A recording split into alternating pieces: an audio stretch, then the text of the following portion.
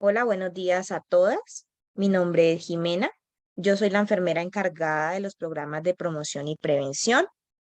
El día de hoy vamos a continuar con las sesiones del curso psicoprofiláctico, hablando del tema de planificación familiar.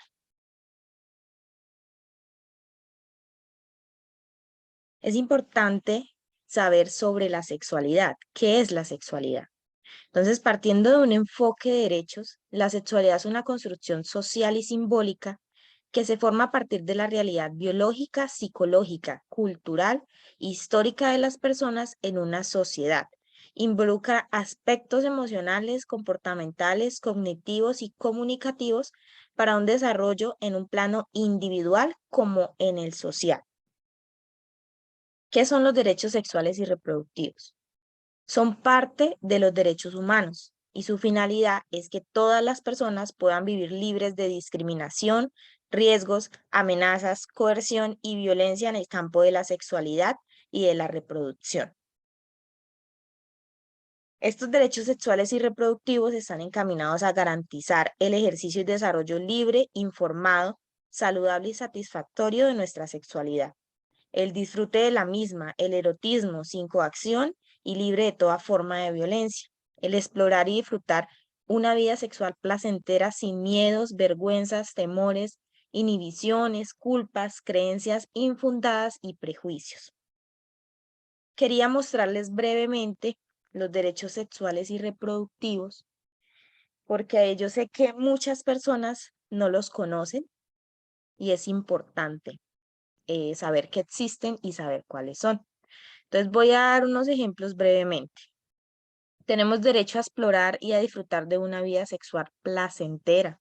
Tenemos derecho a elegir las parejas sexuales, a vivir la sexualidad sin ningún tipo de violencia, a tener relaciones sexuales consensuadas, o sea, sin que nadie me obligue a hacerlo.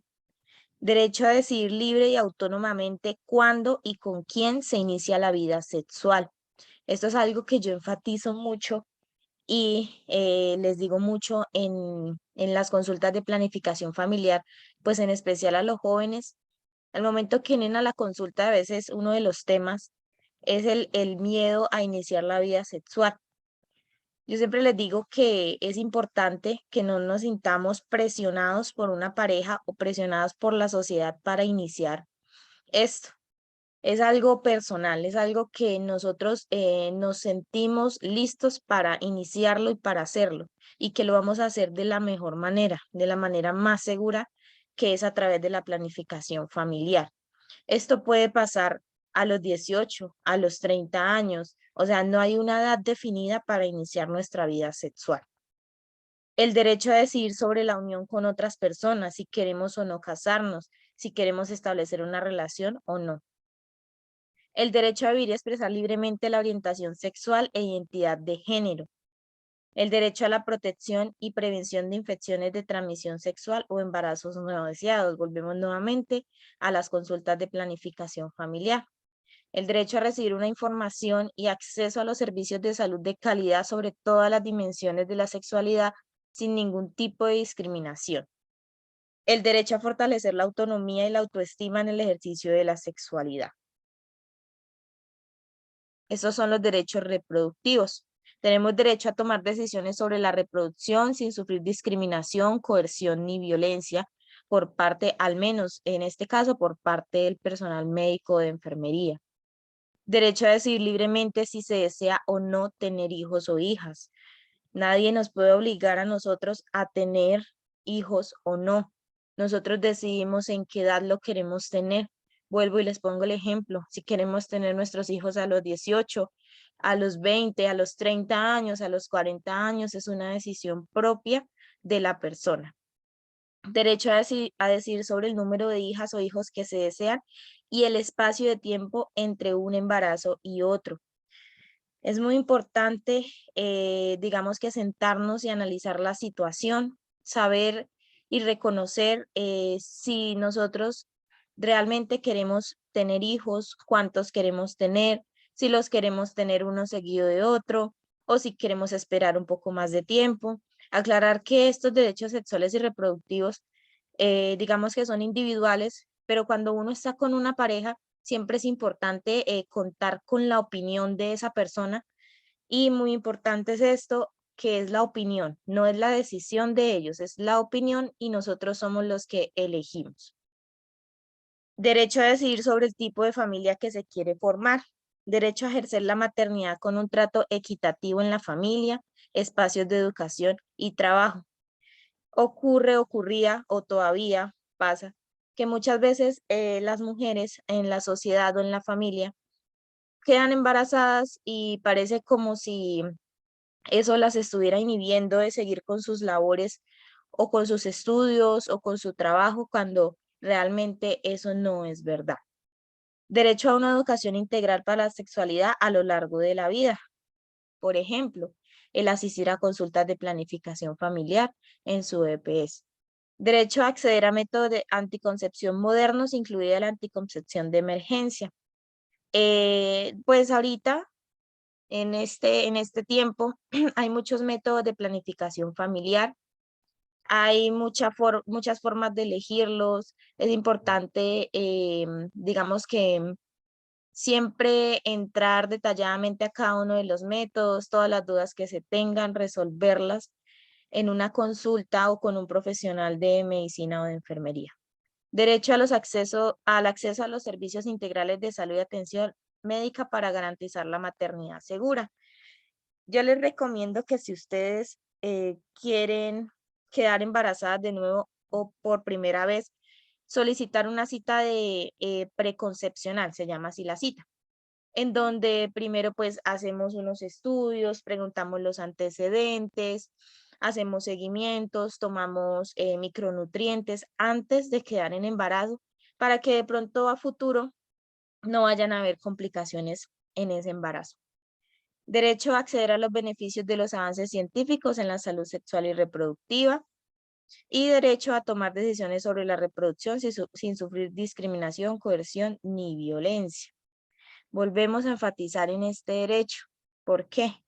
Porque es que suele pasar mucho, digamos, en la parte familiar o de pareja, que yo como mujer no quiero tener hijos o solamente quiero tener un hijo, pero mi pareja quiere tener hijos ya o quiere tener 3 hijos y los quiere tener ya, y siempre existen, digamos, que ese tipo de problemas.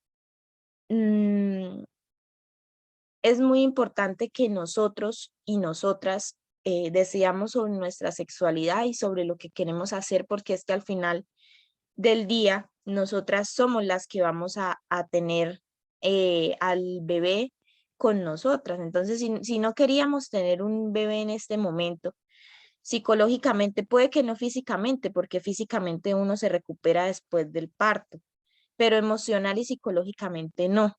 Y esto más adelante puede llegar a afectar nuestra relación con nuestro bebé y con nuestro hijo, con nuestra pareja y con nuestra familia. Ustedes pueden solicitar citas de psicología en su IPS de atención primaria. Pueden hablar de estos temas. Estos temas no son tabú. Estos temas no son tontos. Es importante siempre hablarlos. Continuando con la parte de planificación familiar, acá viene entonces la pregunta: ¿qué es la planificación familiar? La planificación familiar permite a las personas tener el número de hijos que desean y determinar el intervalo entre embarazos.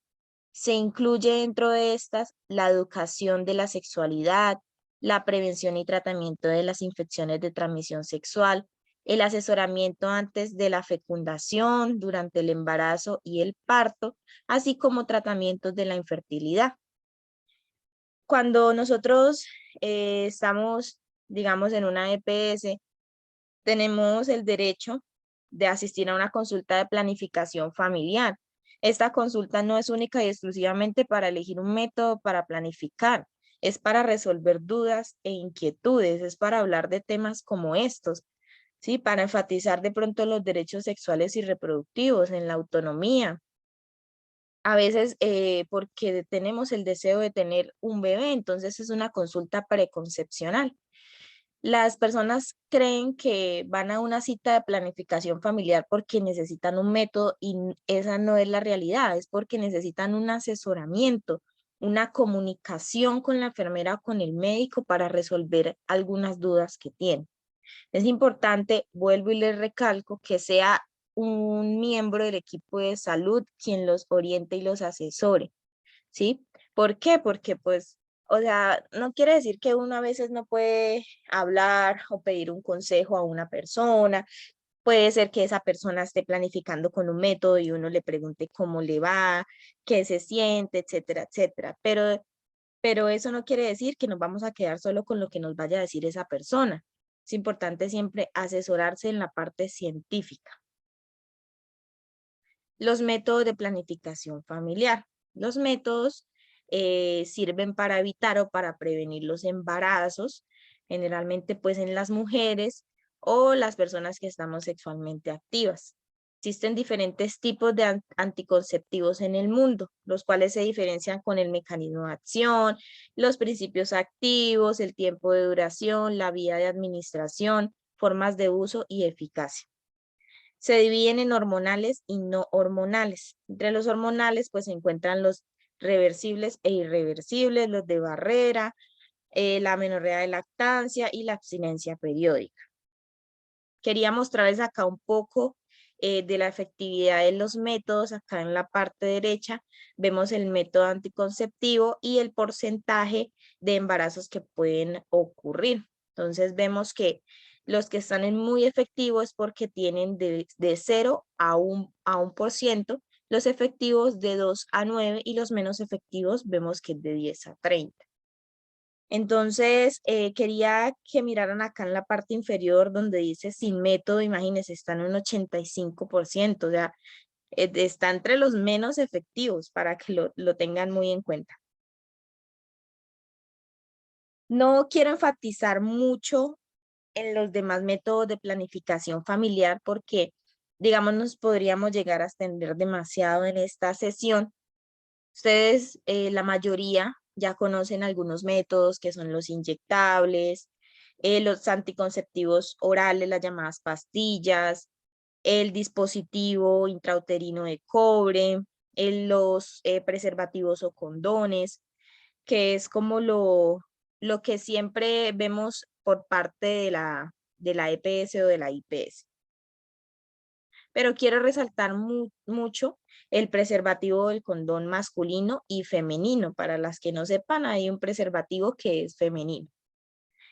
Este es el único método que previene enfermedades de transmisión sexual. Es el único.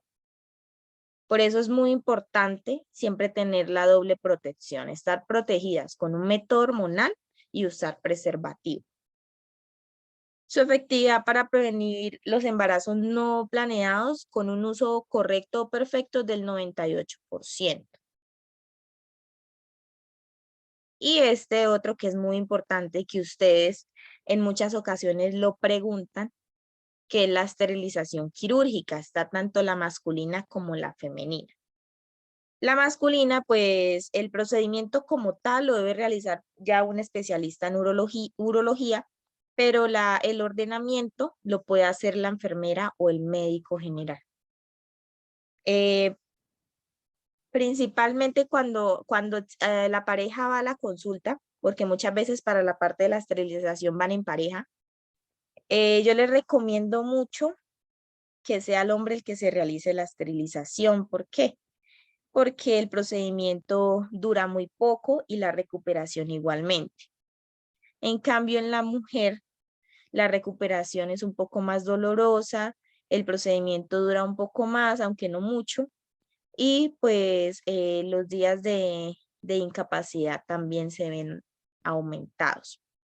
En la mujer, la esterilización igualmente la debe realizar un especialista en ginecología. Para las dos esterilizaciones se debe haber una consejería, se deben firmar consentimientos. Vuelvo y les digo, pregunten bien si tienen dudas, así sea muy tonta que ustedes digan, es que esta pregunta es muy simple, ¿para qué la hago? No, es importante siempre resolver todas las dudas que tengamos referente a cualquier método de planificación familiar. Es muy importante que recuerden que el no adherirse en la frecuencia y la duración de los métodos disminuye la eficacia de algunos de estos. Entonces, que yo este mes planifique con pastillas y entonces al otro mes planifique con inyecciones y después me cambié a otro método y así sucesivamente, esto nos va a poner en riesgo de sufrir un embarazo no deseado. Es verdad que la lactancia reduce la fertilidad, pero esto no quiere decir que sea un método de planificación confiable. Conocemos y conozco muchos casos de mujeres que han quedado embarazadas en su proceso de lactancia y hasta los primeros días de posparto. Entonces tengan mucho cuidado. Otra vez que el único método que protege contra infecciones de transmisión sexual es el preservativo. Esa es una de las preguntas que pues generalmente se realizan en el programa o en el curso, que si es los métodos anticonceptivos se pueden usar mientras yo estoy lactando, sí, y cuáles son o cuáles se recomiendan. Entonces se recomienda el implante subdérmico, el dispositivo intrauterino de cobre y el inyectable trimestral. Esta es otra pregunta, que si el uso de los métodos anticonceptivos temporales puede llegar a producir infertilidad. Es mentira. ¿Por qué? Porque estos evitan embarazos mientras la persona los esté usando correctamente. Cuando uno los suspende, la fertilidad retorna de manera normal.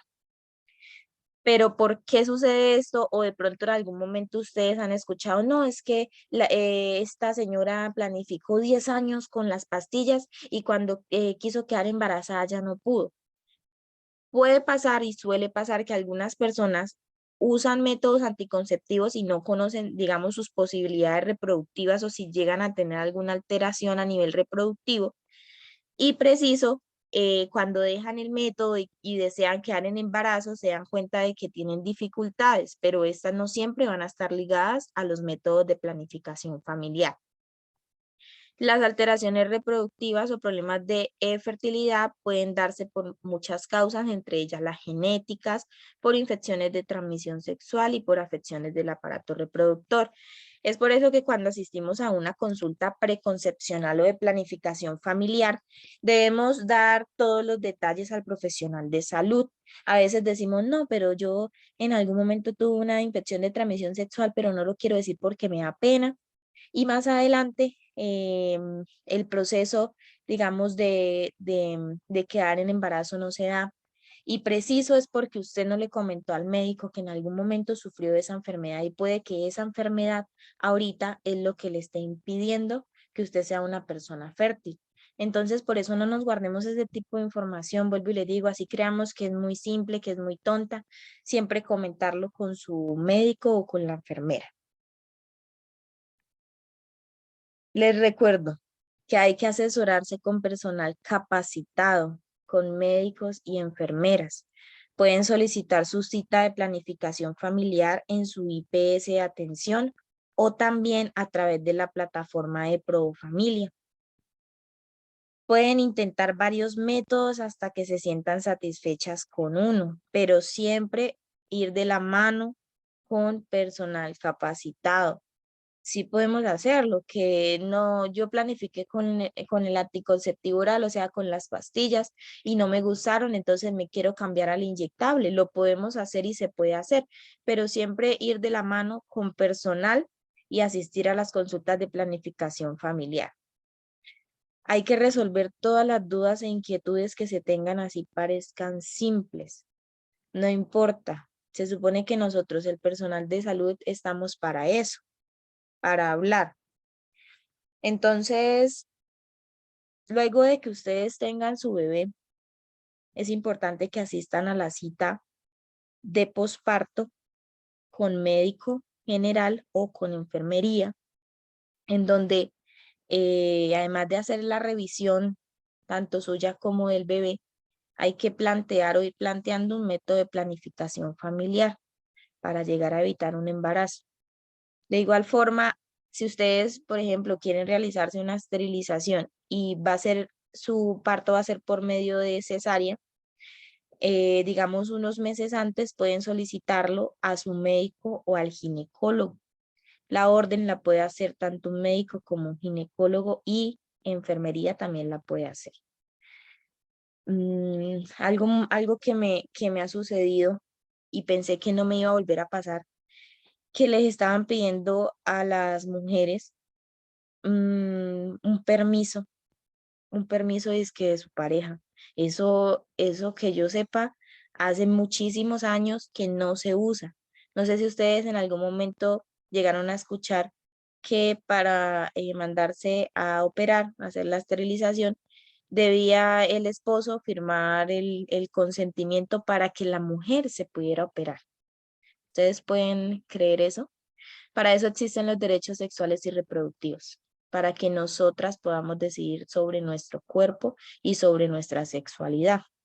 Entonces, para que lo tengan en cuenta, que eso ya no existe, y el médico, la enfermera o el ginecólogo que se lo diga, es mentira. Y usted le van a decir, doctor, eso es mentira. Yo tengo derecho a solicitar la esterilización y usted me debe dar la información.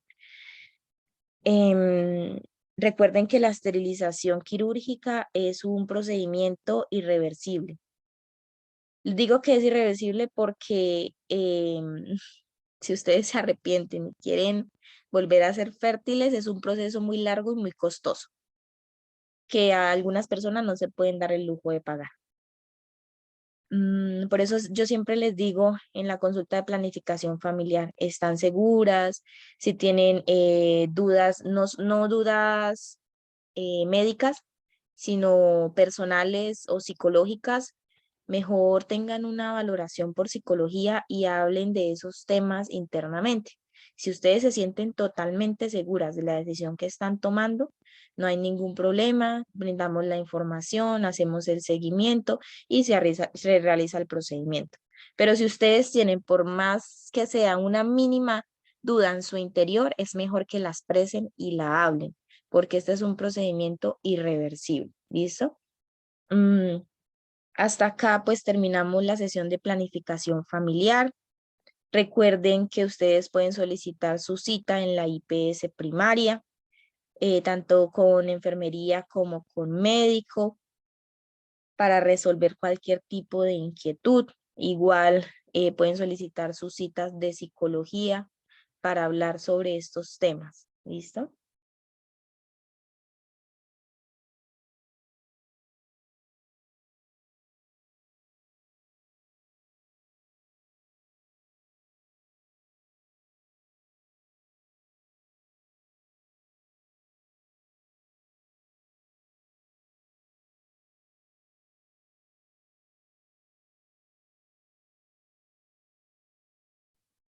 Que tengan un muy buen día. Hasta luego.